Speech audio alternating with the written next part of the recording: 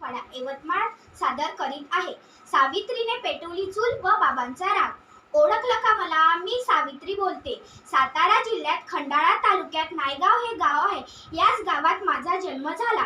3 जानेवारी 1831 ला माझ्या आईचे नाव लक्ष्मी व वडिलांचे नाव खंडोजी नेवसे पाटील होते। मी जातीने माडी होती। ते पाटील घराण्याला शोभतील अशी त्यांची दिलदार वृत्ती होती। माझी आई लक्ष्मीबाई सुद्धा खूप प्रेमळ होत्या।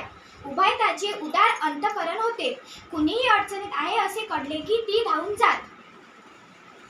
त्यामुळे पंचक्रोशी गोरगरिबांचे श्रद्धास्थान होते। माझा जन्म झाल्याने दोघांचाही आनंद गगनात मावेनासा झाला। आईने माझे नाव सावित्री ठेवले। मी प्रकृतीने धडधाकट व निरोगी होती। मी आई वडिलांच्या संस्कारात वाढल्यामुळे बालपणापासून अत्यंत कणखर चाणाक्ष होती। पाहता पाहता मी 5 वर्षाची झाले।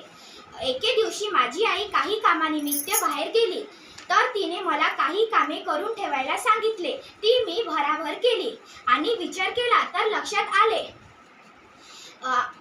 आई सर्व कामे झाल्यावर पाणी तापवते आणि मी वेळ न करता चुलीजवळ गेले आणि चूल पेटवण्याची तयारी केली। बाबा रागाने मनामल आले। तुला विचारले का? वडिलांचा रुद्रावतार पाहून माझी आई तिथे मध्ये चूक पडली। तिला रागू नका, चूक माझी झाली। यापुढे तुमच्या लेकीला कामे सांगणार नाही।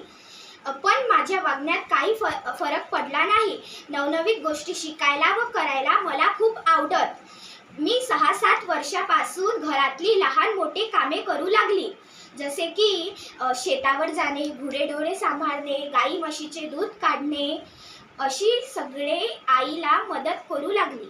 जय ज्योती, जय सावित्री। धन्यवाद।